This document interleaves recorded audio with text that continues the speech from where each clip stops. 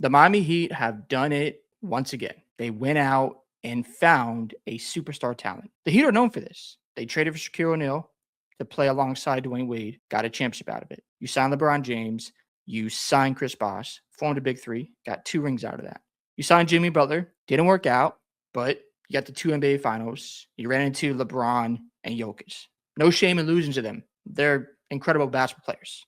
Good luck beating that Lakers team and that Nuggets team the way they were rolling those years.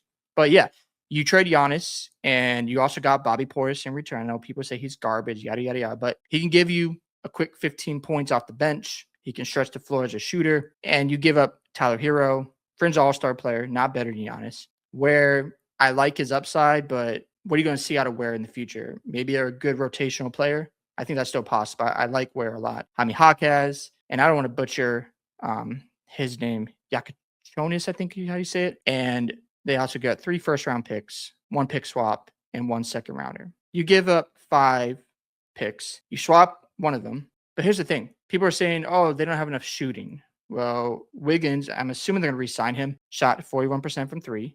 David Mitchell, a great point of attack defender. We'll get to the defense in a little bit. Shot 39% from 3. I would argue that it's not as difficult to find knockdown shooters versus front court presence. And the reason why I say that because I'm a Celtics fan, and when they had to salary dump guys like Porzingis, Horford, and Cornette, I said at the time, this could take 2 years for Boston to get back into title contention.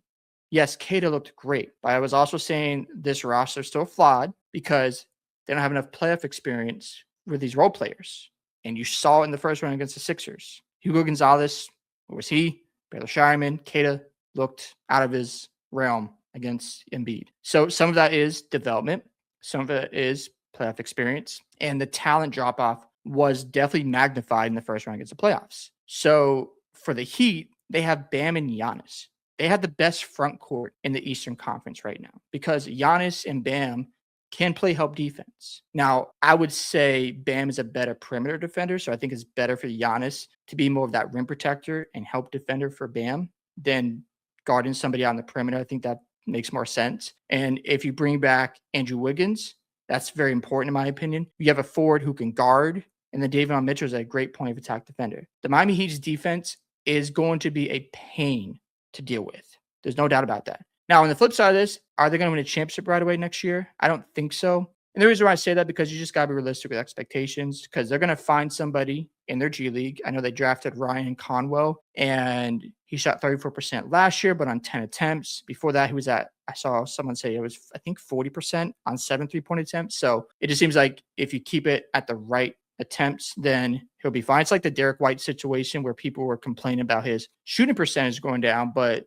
if you saw the stats, he had a career high in shot attempts this year at 16 a night. And then you brought back Tatum, but I think some of it could be shooting fatigue. I also think maybe there's some regression in his shooting. I don't know. Those are 2 outcomes for Derek White. What I'm getting at is some players do better with less 3-point attempts, and maybe Ryan Conwell will become that. But I do know this. Miami is going to find some other guys. It might take another offseason to add another ball handler. I think they need that the most is somebody who can handle the ball and shot create. But here's the thing. With Miami's offense, they're not running pick and roll actions anymore. They're just going to beat you every time. That's their play style, and they want to play faster. Giannis thrives in that. So I believe Giannis will be fine. I know people are going to say, well, is he going to stay healthy? It's a fair criticism, but I'm expecting the best. And I think this defense is just going to be a lot to deal with. Do I think they're going to be the best in the East next year? No, but I think by next offseason, they will be one of the teams that is going to make a run to the finals. There's no doubt about it because you can't just dismiss that front court presence. You also can't act like Eric Spoelstra, who I think is the best coach in the NBA, is going to get the best out of those role players. Like he did this with Caleb Martin and Gabe Vincent. Like think about that. Caleb Martin won Eastern Conference MVP against the Celtics. Caleb Martin. If you don't think the Heat don't have anybody in the G League they can develop and add to this roster, yeah, you're going to be mistaken very fast. So I love this trade for the Miami Heat in terms of like what they can do down the road. Now, right now, they look like the Miami Bucks. I'm just being honest. However, they got a long way to go with filling out this roster. So let's slow down on, oh, they're not that good right now. Of course, they got to fill this whole thing out. And I think it's going to take a year to really get it to a spot where they can go after a championship. Because think about it this way, you got to build chemistry, you got to develop guys, and you got to find the right pieces that fit along Bam and Giannis. That might take 6 months to find some at the trade deadline. It might take another offseason to find that other piece. So I'm not going to just say, oh, this is a failed trade if they don't make the finals this year. No, or if they lose in the first round or they make the play in. Not going to panic because at the end of the day, if they can just piece together a guy in the G League to develop who can,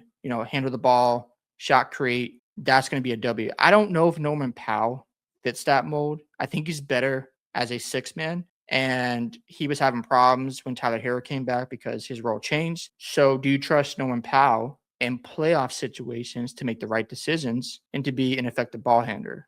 If you don't, pivot off of him, find guys on smaller salaries. Like I remember when the Clippers, I know they lost in the first round to the Nuggets a year ago in 7 games. They signed, it was Derrick Jones Jr., and there was one more guy they picked up. They filled out a really good roster. They were on cheap deals. So if you're the Heat, you're looking at the situation and go, okay, let's find a guy on a cheap contract, 2 or 3 years. Let's see if we can fit them alongside Bam and Giannis, and let's see what we have. I think the Heat are going to be very scary on defense. It's just figuring out the floor spacing. Like I think another shooter or two will help. In my personal opinion, I just think it's harder to find rim protection in the NBA because even as a Boston fan, I'm like, yeah, we still have to figure that out. And the market isn't that great. You know what I'm saying? So we'll see how it all plays out. I think the ceiling for this team coming up this season, hey, top 4 in the East, definitely possible. But if they finish 6th or 7th, all good. I'm not going to panic because they're building something. And I think it could take just 2 off seasons to really build out this roster and get a championship. And if you don't think anybody is going to want to come to Miami on a vet minimum, you haven't seen the Heat.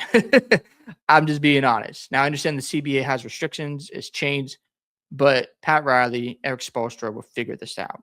I don't have any doubt about it. You guys, I know are excited. You've tried to land other superstars in the past, and it's going to be fun. I hope Boston has a response to that because I want to see that rivalry really pick itself up again, and we can have some cool conversations, heated debates. It's always fun seeing Miami and Boston go at it. So hopefully the Celtics can figure out the Jaylen Brown situation. All that being said, I'd love to hear your thoughts about the trade for Giannis as Heat fans. What do you think they need to do next? Don't forget to like and subscribe to the channel, and I'll catch you on the next one.